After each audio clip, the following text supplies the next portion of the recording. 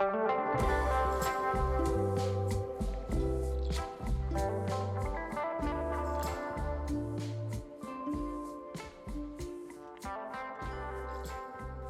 to the Studio Soundtrack.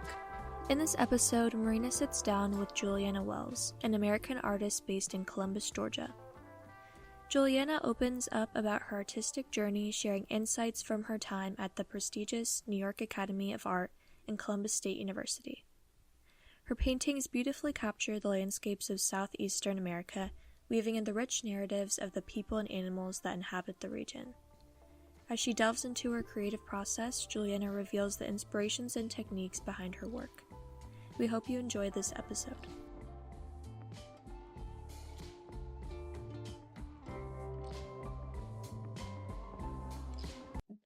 The first thing, which was on my list of questions for you, is how did growing up in Pine Mountain and spending time in FDR State Park influence your work? I think it had a large influence on my subject matter and what I'm interested in. We were really deep down, secluded in the woods and surrounded by nature, animals, wake up in the middle of the night and hear a whippoorwill going. Mm-hmm. And I was the only child, and so I had to be very imaginative in terms of, going out into the woods and making up stories to keep myself entertained and, looking for mysteries that weren't actually there to pass the time. And I think it gave me a lot of room to grow into that imagination and storytelling. Mm-hmm. And it was And so, like childhood too. It just being that immersed in nature. I had, those little cheap watercolor paint sets that you could get at like Walmart that had like all the yeah. crayons in them and all the colored pencils and all the watercolor. And, it started out as any young child's art does, where it's just like kind of, abstract flowers or, trying to paint like your parents or your house in the kind of triangle and box shape. But I feel really lucky because my family was very artistic, and my dad's half brother came to visit us, and he had just gone to Ringling School of Art and Design. And I remember very vividly, like I'm like 4 or 5 or something, and he sits down with me with an apple and he puts it in front of me and he shows me how to draw the apple, and then he like draws a little sun up in the corner and an arrow to, this is where the light's coming from, and then on the apple like he draws the highlight and does the shading and does the shadow. And then he showed me how the color wheel worked so I could mix my colors and, expand my palette. And that was before first grade, like Mm-hmm.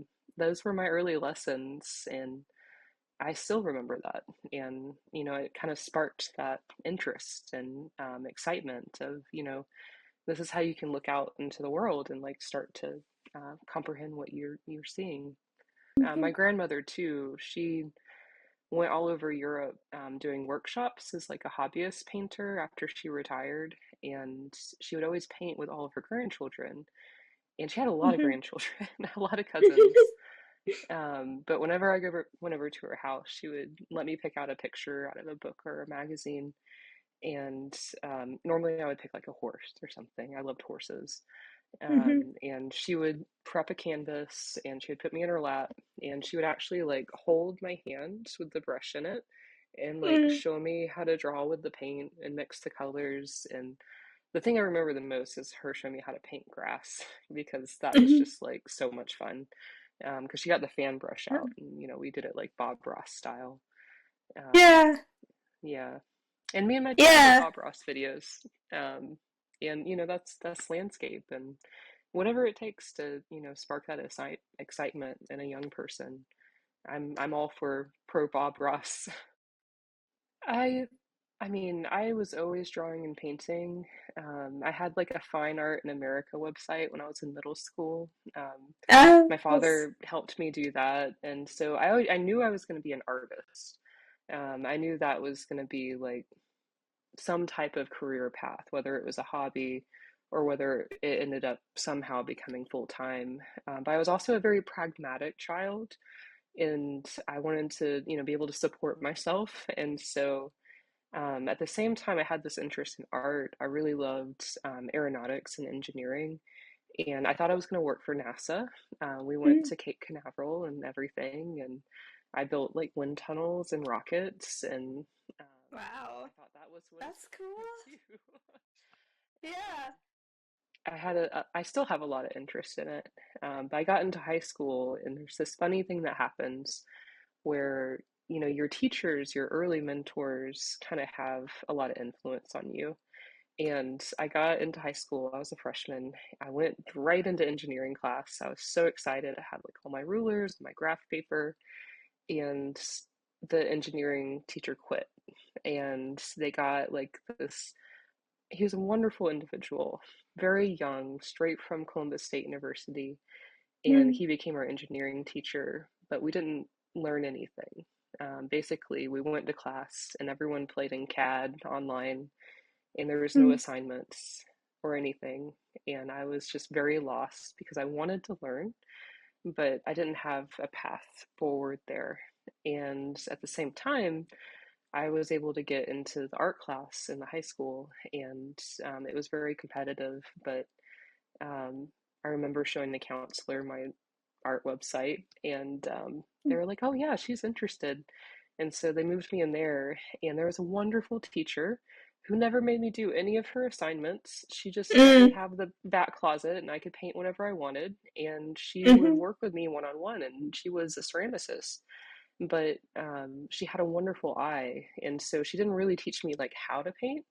It was more so critiques of, that's not really working. You need to work on this more. This is how you do that. And that was how I learned to paint. And it was wonderful. And she was just so encouraging and such a cheerleader, that I decided I want to be an art teacher, just like her, because I'm Mhm. still being very pragmatic. I think the most important thing is just to always stay true to yourself and think about what it is that you really want to do and what's going to benefit you when you're making that type of investment. Um, so when I entered Columbus State University in my undergrad, I initially was going into art education, and I got into my first semester, and the professors are there, fantastic, and the education professor was just like, you realize if you go down this path, you're going to do a good job, but you're going to have to put a lot aside to put the kids first. You're going to have to put your art and yourself second. And I thought about that, and I took a workshop with Bo Bartlett through the university. And it was a great opportunity because it opened my eyes to artists from all over the nation, even internationally, who had full established studio practices, and they were working artists and they did that for a living.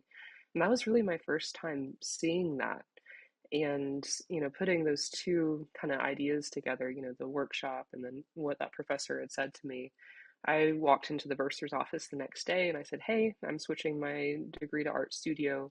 I'm no longer, going for art education." Yeah, I switched my major to art studio because I knew that was the path that I wanted to go down. And I knew too that if I ended up teaching, I wanted to teach people that wanted to learn, that wanted to be there.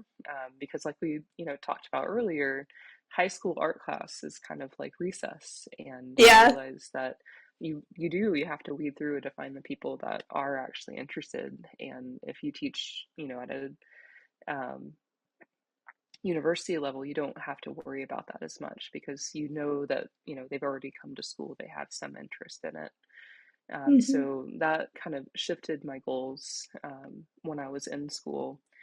And um, I knew coming out of undergraduate school that I wanted to expand my skills further. Um, I wanted to study with the artists who I really connected with and whose work I loved and learn from them in kind of a mentorship type of way. And I think that's something that's important to consider when you're going to school is that, who are the professors that are teaching, at the undergrad or at the master's level as well? Are they people that you think will be able to help you as an individual. Will they be interested in your work and be able to give you the skills or the techniques or the concepts that you need to expand upon? And that's the biggest reason I wanted to go to the New York Academy, was I knew I had a lot to learn. I knew what I didn't know, and that was the most ideal place to kind of fill in those gaps that I was kind of grasping for. Well, first of all, I feel incredibly lucky to have studied with Bo. Mhm. He's a very generous person and artist. And I think the biggest thing I learned from Bo is how to see. So not only just visually, like out in the world, but also just to look for the larger narratives and metaphors in the everyday life. And um, he always says, to paint your life, paint what it feels like to be alive. And a big part of that is just, processing the world.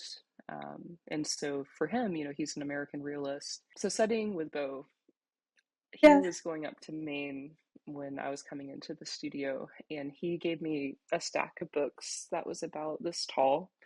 One of them was Jansen's Art History. Another was a book on Thomas Eakins, Andrew Wyeth, and all of the kind of American realists, and also like a Buddhist book, like stuck in between all of that. Wait, hold on. Let me go back. So, how did you meet Bo? Through the workshop Okay. And that was through CSU, right? Okay. CSU. Though I will say I was aware of his work. I didn't know that he was still Mhm. living in Columbus. I grew up in Pine Mountain, but you come into town for activities and groceries and things like that. And my father would take me to the Columbus Museum. And I remember seeing his homecoming painting there and just being in awe of that fire, behind those people and how lifelike the people looked in the narrative and kind of that Southern Gothic style. I was so impressed by Stephen Sale and Bo's work that I think that was kind of some of the influence from my younger days that made me want to go into being a realistic painter. And so when I found out that Bo was actually in Columbus, and I was able to, take that workshop, I was just astounded and so honored to be able to learn from someone like him. And then after the workshop, he had a figure drawing class. I think that's a bit where we got to know each other. Mhm. And I would go there on Friday mornings and draw with him and the other artists in the community who've also had a tremendous impact on me. And I remember getting out of school and going to summer, and one day after drawing, I asked Bo, if you could go and study with anyone in the world right now, like, who would that be? And he was like, "Oh, you can study with me." And it was just so kind. And he had me bring my work over and do kind of like an interview. And he was just kind of like, you don't do this for the accolades. You do this because you love it. And if that's what you're in it for, then, I'm happy to work with you. And so I'm just so thankful for that generosity. I really like direct kind of alla prima painting. Mhm. And when I'm out in the landscape, that's what I'm doing. I'm just in that moment, um, being a pair of floating eyeballs, as Andrew Wyeth said. And, Mhm. you look out into the landscape, you see the dot of color, you place it on your canvas, and then you just keep doing that and judging them in relationship to one another. And that's really what I learned from Bo, was that type of observational process of trying to transcribe what's in front of you. And it's almost like a meditation in a lot of ways. I can have, so many circling thoughts in my head about what I have to do that day, or, will people, you know, um, like the next paint, whatever that little mental, jumble that happens in your head. And then you get out there and then everything just goes quiet and it's just you and the landscape and the canvas. And sometimes it goes well, most of the times it does not. But it's all about spending that time in nature and finding that kind of mental clarity. And sometimes it speaks back to you, and you start to look at the way like the light falls across the bark on a tree and how interesting that is and how it shows the form. And the time actually passing by. And the other thing about plein air painting is when you look out at a scene, at first everything seems very still, very calm.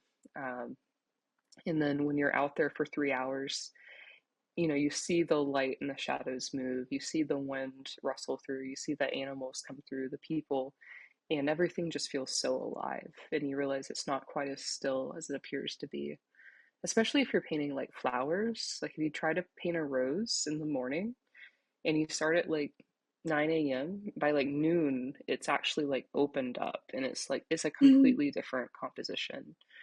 And it just gives you this kind of awareness of life and time and everything happening around you. But it also trains your eye to understand what reality looks like versus what a photograph looks like. And that's why I always kind of prompt students to learn how to draw and paint from life, and then go to working from photography later on, because then Mhm. you start to understand that photography is just kind of this memory, an Mhm. approximation of what a moment in time looked like, and it's not the reality of it. And so by going out, by painting from life, by doing, the studies for the larger works, it helps you bring more life into your paintings and make them more believable. And so um, by doing all of that, it gives me a base background and a basis to kind of ground the studio work in. Um, Mhm. and if I know I'm going to be doing a piece that has a lot of flowers in it, or a lot of landscape kind of contrasting leaves, it helps me to do studies outdoors because then I can make it more believable when I go to do the kind of more synthetic painting where I'm bringing different elements together to make a new image. Um, I think that's something too that the New York Academy of Art helped me with quite a bit. I was always been a very like literal person, and so I never thought I would like be able to paint out of my head necessarily, or from imagination. But once you kind of develop the tools, like what a human body looks like, um, anatomically in motion at rest, or you understand how perspective works, you're able to start, placing figures within landscapes, within doing different activities, and come up with something new that you can go out and you can take your 300 reference photos, but then Mhm. you know how to bring them back into Photoshop and put them into something that feels like it's almost believable. I Mhm. always tell my students, it's not what you paint necessarily, it's how the way that you paint it. Like you could paint like a garbage can, but like you could paint it as beautifully as like Aang would paint it, and we would just be so interested in that garbage can. Mhm. Or, it could be as simple as like a slab of butter, and everyone's done like their own rendition of it. But there are, like you said, the ones that we're drawn to and the ones that we aren't, and it's just in the way that it's painted. I was at a critique he was doing with like a group of students. We had all brought our work up, and he was looking at a painting I was working on, and there was like, I was actually sick, like I am right now, and I had painted myself like sick on the couch, and I was like looking at this coffee cup on the table, and the sunlight was hitting the cup, and there was this like really long shadow like going along the table, and it just was about this feeling of like, but he like looked at the figure and he was just like, this could be painted, better. Like it's not that great. But then he looked at the cup and he was just like, I don't think there's any other way you could have painted that cup. That's the way that that cup needed to be painted, and I believe it. And that's Mhm. always stuck with me, to paint something in a way that it doesn't feel like it could be done another way. Mhm. To just put so much belief into it and so much presence and feeling that it just becomes the thing that it is. Um, and that's what like Mhm. I feel like we're always after, you know, Yeah. when we're in the studio, is to make something that puts the life into it. I'm always thinking about um, the paintings I love in art history. And so often when I decide to do a rendition on something, it is a play on another painting, and kind of bringing it forward in time. Just like musicians do covers of songs over and over again, the Mm-hmm. history of art, there's nothing that's like truly original. We're always kind of doing renditions on the same ideas, and it's like, um, what is it called?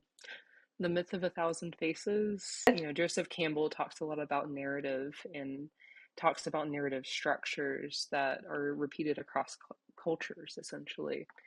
And so I don't worry about, coming up with something new. I think more about finding those narratives in the everyday.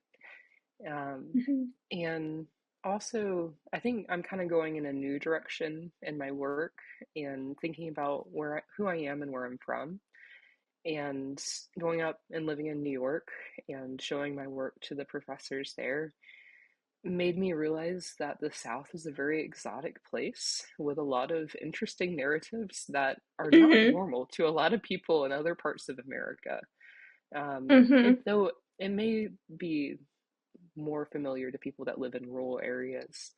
And so I'm kind of going in that direction of playing with kind of the Southern Gothic, with satire, with kind of these things that we see in everyday life that no one really talks about, um, and kind of flipping it on its head. And it's made Give me some examples.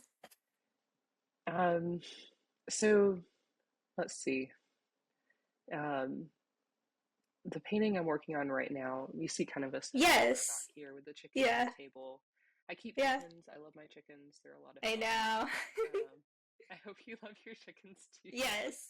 Well, Yeah, yeah. they're entertaining. Um, Yeah. and I just had this idea for a painting where it was like kind of this fancy dinner like laid out, and the chickens are just kind of like having fun and like, making a mess and being chickens, doing what chickens Mm-hmm. do best, and they'll eat anything.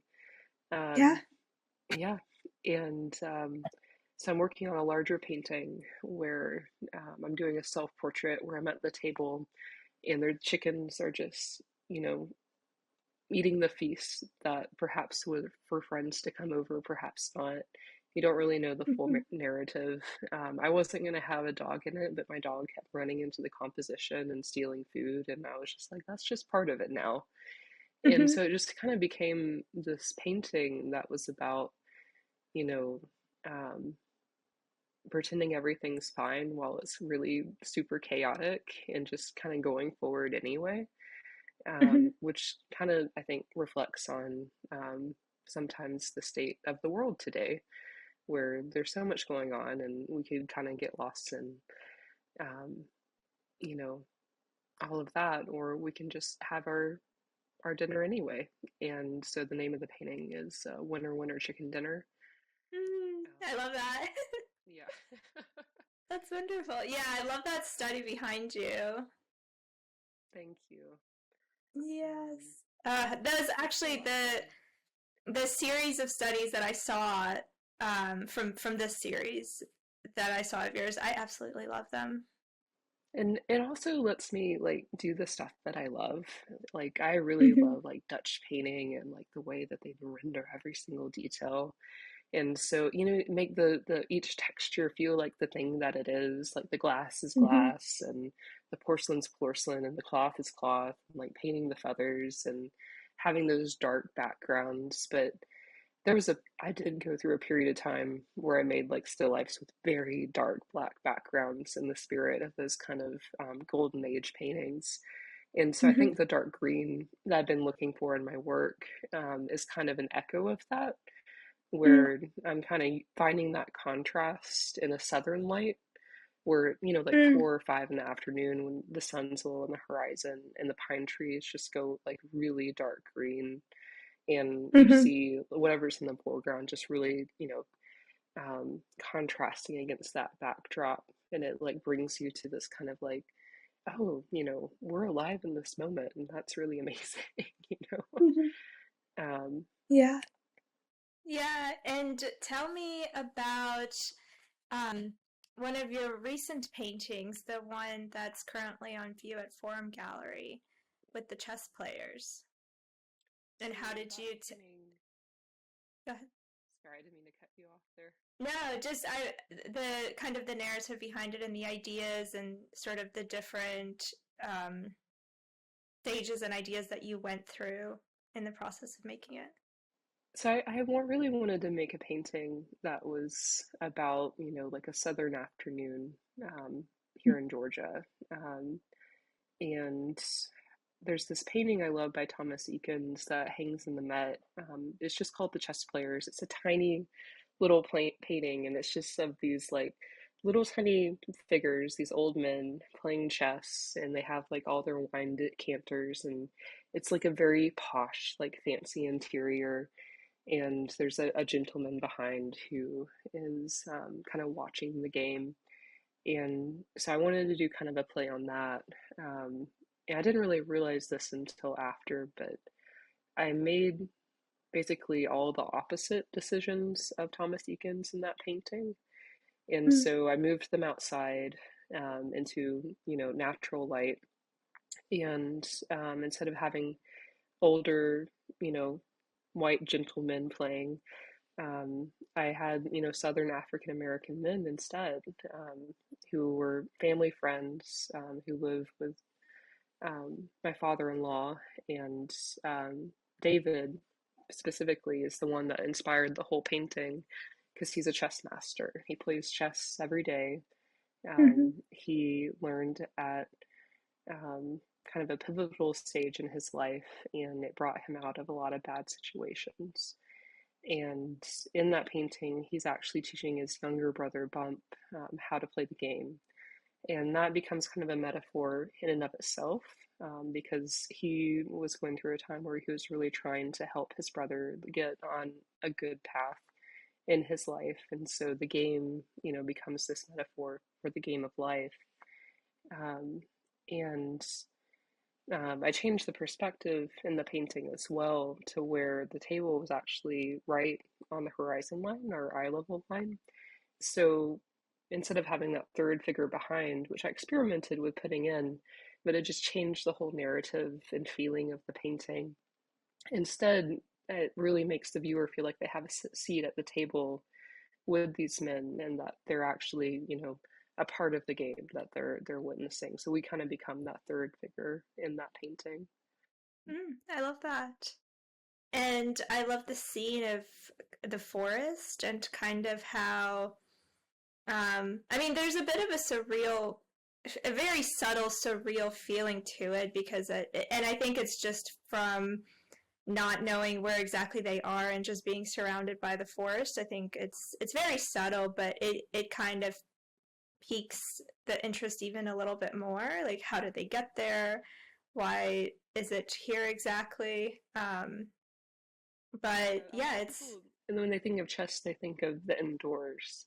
yeah, yeah. And I think that is kind of the thing that kind of takes it out of that expected space and Mm-hmm. makes people do a little bit of a double take. Um, Mm-hmm. I think too, that was the first time I felt confident in the way I brought the figures into the exterior, which is what I'd been wanting to do for quite a while, and kind of synthesize them together in a way that the background didn't take over too much. And Mm-hmm. kind of was able to sit back there, but be kind of semi believable instead of just a darker green. Mm-hmm. So then now, I guess, tell me a little bit about kind of what you're doing now. So obviously you're painting and you're making really strong and beautiful work, and you're also teaching. So how how does the experience of teaching, does it influence you in any way in your own work? And um, overall, what has been your experience, and what can you say about kind of like being a professor today? It's a lot of fun. Yeah, It really is. Yeah, the kids keep me on my toes. yeah, And you know, teaching, like, you have this kind of accountability yep. where you really have to know your subject matter, and so it makes you dig really deep And I've enjoyed, doing the research for the classes, putting together presentations, and it just makes you, study all that much more. But then you get questions, which is like my favorite part. And, sometimes I have to say, I'll look into that and I'll get back with you. And if Wait, that's a really good question. tell me what you teach I first, teach because we didn't talk about foundations. that. Yeah. I teach foundations. One of my favorite classes is something that we did not have when we were students at Columbus State University, and that's a freshman seminar class that's specifically for art students. Mm, And that's so I great. look at it as kind of giving kind of the blueprints that we had to put together Mm-hmm. ourselves, on our own, as far as finding those mentors, branching out into the community. How do you get shows? How do you sell your work? How do you navigate the university as a student? And basically, fit the path that you want to go in your life to your university life. Um, and so it's a lot of fun to get to know the students, get to understand what they're interested in, and then to help them find the resources that they need specifically in order to fulfill those dreams. And so we do a lot of goal planning, time management, um, you know, teaching them how to build a structure for them to fulfill those goals. So not only within the university itself, but also um, within the Columbus community. My dream there is to push it a little bit further and help them make those mentorship connections in a really Mm-hmm. direct way, because I think that would help the students have a broader understanding of the world that they're going into. The other classes I teach are art appreciation, which is on the main campus with all of the students. Oh, do And you? I didn't know actually yeah, that you did that. Cool. and so we go from Stone Age all the way to contemporary art. And it's Yeah. actually a lot of fun because they ask a lot of questions that the art students would never dream of asking. And it's just fun to kind of, literally, help foster that appreciation of the importance of art. Um, Mm-hmm. and also, something that took me by surprise was helping these students develop their critical thinking skills, because there's so much thought that goes into art. I don't think a lot of people realize that. Um, and so it's interesting to watch their growth and their development.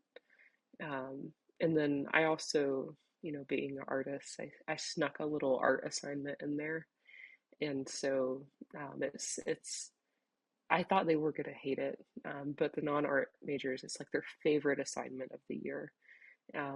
And it's really interesting to watch them in that process of, I think it makes them appreciate the art more when they Mm-hmm. actually have to try and create something and bring it into the world and present it. Okay, so the assignment is to create artwork for They have an the. option.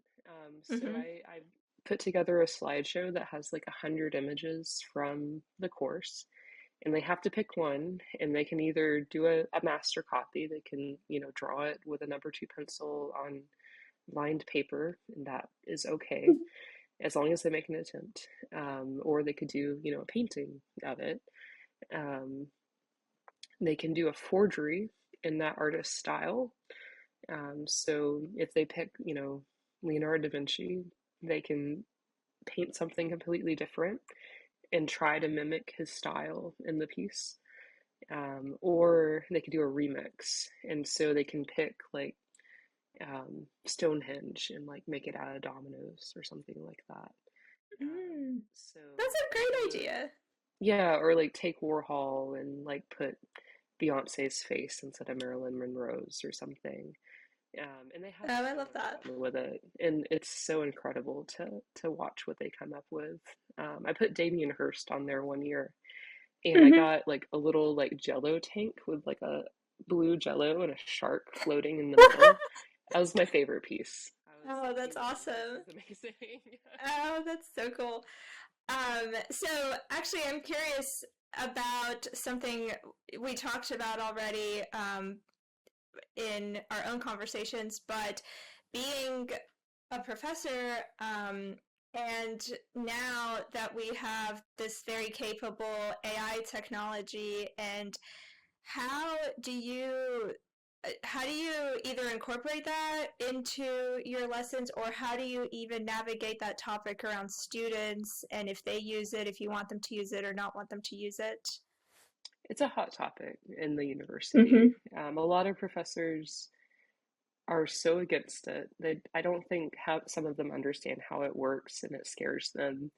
And, Mm-hmm. you know, a lot of the fear centers around the students not doing the work and just putting a prompt into the generator and just copying and pasting that over. And, you know, obviously that's not going to fly. I've only had, thankfully, a select handful of students who tried to do that. And oftentimes it was for the wrong assignment, or they did the assignment and then they did that too. And I'm just like, you don't need to do this. Number two, I can tell you did it with AI. It's just Exactly. Yeah. notice that, you know, your professors know. It's not going over our heads. I also like sneak very specific notes into my questions for the prompts for my assignments that often trips the AI bot up. And so when they copy and paste it over and they don't read the work, which a lot of them who do that don't do, then I have kind of like a little flag for myself, other than the Turnitin technology, that the student, you know, just did the one prompt. Now, the thing that's happening that I don't agree with is AI is a great tool and it needs to be embraced as a tool. And so there's students who turn in assignments that obviously went back and forth with an AI and it helped them edit their paper. But as long as the paper is cohesive and it sounds like it has, you know, your real authentic voice in it, oftentimes, you know, the student really did learn something, and they're reading what was generated, they're editing it, and you know, reprocessing it or whatnot. Um, and a lot of times they edit it to the point where it is their writing anyway. Exactly. Yeah. Um, and so I think that's the point where the universities are really going to have to have some understanding. There was recently an article that came out that a girl was expelled for using Grammarly to edit her paper. It was just preposterous, and so sad, and it scares the other students from, you know, even touching that Mm-hmm. tool. Mm-hmm. And I asked my students, do you guys use AI? And a lot of them were like, no, I've never tried it. And it's just like, Mm. they're either lying to me or they actually just aren't interested. But I think the first case is most probable, is they don't want me to think that they're using it. Mm-hmm. But I think, like we discussed, you know, not using it puts you at a disadvantage, because once you get out in the workplace and you're with other people who are using it, their work is often a lot better, because they're able to get things done faster in a more accurate way. And as long as you're, you know, looking out for those hallucinations and reprocessing whatever it is that you're working with, you know, I think that's valid because that's what we do anyway. Um, Mm-hmm. you know, all of writing is editing, and it's much easier to edit something than it is to start with a blank page. A lot of Mm-hmm. times when I was a student, before AI was even invented, I would write to get my papers done. I would write like stream of consciousness, like 8 pages of whatever the topic was, um, in, I don't know, 15, 30 minutes. And that would just give me something to start editing. And, Mm-hmm. you know, it was mostly all wrong. It was like a basic outline structure of what I wanted to talk about. Um, but it gave me something to work with, and that would be how I would start editing my papers and working with them. And I think that is kind of the tool that AI can be, is it can be this kind of like idea generation um, thing that gets you going, and then Yep. ultimately you make it into your own thing. And I mean, even the, you know, people get so hot and bothered about um, the image generators, and I think my it's God, quite bad at the images. it's so bad. Yeah. It really is. And so, you know, I tell my students, like, you know, use it to get ideas going. Like when I know some students really struggle with, what they want to paint next, especially, when you have an assignment due, and you have no idea what to do, like type it into AI and be like, hey, like, I have to make a sculpture out of recycled materials. This is what I have access to. Can you give me 20 different ideas? And, some of the ideas might be really good, some might be really bad. Ultimately, Hmm. whatever you pick, it's probably not going to be exactly that, but at least it'll get you pointed in the right direction Yeah. because inspiration strikes when you're working. So the last thing I want to ask you is I just want to bring that topic back to you and how, I mean, obviously artists use a lot of technology without even really thinking about it. Like I use my phone all the time. We use photography. We create reference images and all those things. So how do you see specifically using AI to help you in your painting? Whether it could be research, it could be the writing. It's okay. Or the image generation. So, like, is there any way where you incorporate it or you've thought about incorporating it? So I've been experimenting with it for sure. Mm-hmm. And I don't think the image generators are quite there yet to like have like a finished reference to like paint from. Mm-hmm. And I am scared for when that is the case. Um, but it does get ideas going. And so if I have like an idea for a piece, I can type it into a prompt and it'll give me like 10 different options. And, they're all Mm-hmm. terrible. But it kind of gives you a starting point of like, Yeah. okay, these are different ways I could think about this compositionally versus, just being in your sketchbook and like, you know, trying to come up on your own all of these different options of how you could format these figures in space in a way that makes sense. Because, inspiration doesn't strike when you're just sitting down doing nothing. And Mm-hmm. so visualizing something in possible ways kind of gets you going.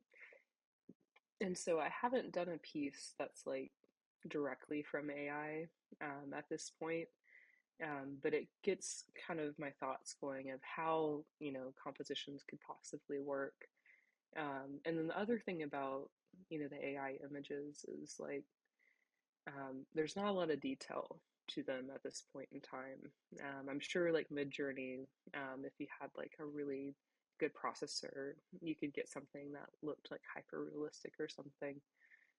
But what's available just to the common person right now, like when you zoom in there, there's like nothing there. And so you have to make the rest up, which is kind of great when you're a painter because that's Mm-hmm. the way you kind of want it to be. Um, and then what's interesting too is the Photoshop AI, where you can like circle like a part Mm-hmm. of an image and then you can like type in like, you know, put sunglasses on the chicken or something. And Yeah. sometimes it does it like really well, and then like sometimes it's like just really big, sunglasses. Mm-hmm. I had an idea for a painting that was like a watermelon salesperson with like a big trailer full of watermelons, which is what you see um, down here in Columbus in the summers. And I wanted like people all around and stuff. And so I like tried like typing that in and I got like giant slices of watermelon and like people sitting on them in fields Mm-hmm. and like they were so wacky and just Yeah. weird. Um, so it's interesting to see, where that's going with the image generation. But I think it also made me understand like personally, like I'm still gonna go with the traditional method for now of Mm-hmm. um, gathering my references and then putting them together and maybe the AI will inspire some moments, but not till it's better, I think. um, and I also don't think that AI is going to take away from humanity like in the arts like a lot of people are afraid of. Mm-hmm. um, I think that when you make something there, it's more than just an image. We're constantly like on our phones and just seeing things like very small, flat on screens. And I think sometimes people forget that it's more than just the screen, that there's actual like materials and textures that artists are working with, and that's part of what Exactly. is exciting.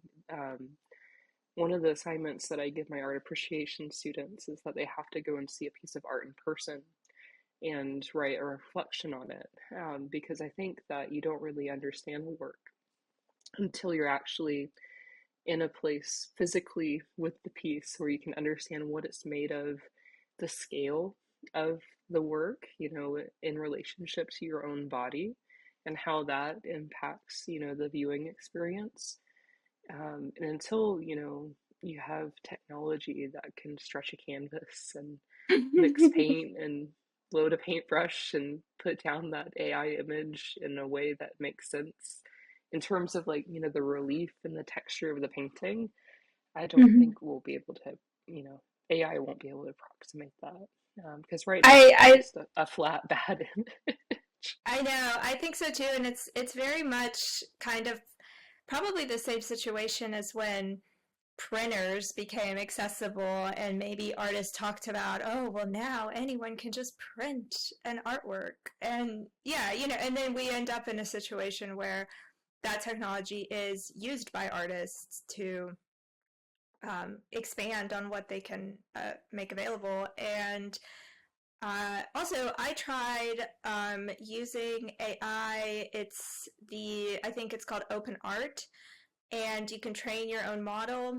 But it's very basic. But you just upload a bunch of images into this model and have it generate something based on those images. So I put a bunch of images of my art, and it can't it can't do it. It makes a super generic It makes abstract me so painting. excited. Oh no, it's like a caricature of a Man. abstract painting. It's like someone who read the definition of what an Right. abstract painting is and made an image of And just it. And ran I, with it. yeah, That's the like thing they're, about AI though, is like whether it's writing or whether it's making images, it's so earnest. Like mm-hmm. whenever you like try and have it like write fiction or something, like it's Mm, so idyllic and so mm. romantic and so earnest, and like there's nothing like gritty and human in there. Like There's no tension. Yeah, no, not at all. And you're right, it yeah. is the same with the images. It's a caricature of whatever you're asking it to do. It's like the most like basic Mm-hmm. version of it. Yeah, But yeah, and it's like photography, yeah, Like when that was invented, everyone was like, "Oh, painting's gonna die. Like no one's yeah. gonna want paintings anymore." And instead it just revolutionized painting I because think it'll artists were just using it. Yeah, I think it'll just kind of highlight the humanity of what is in an artwork because it'll lack it.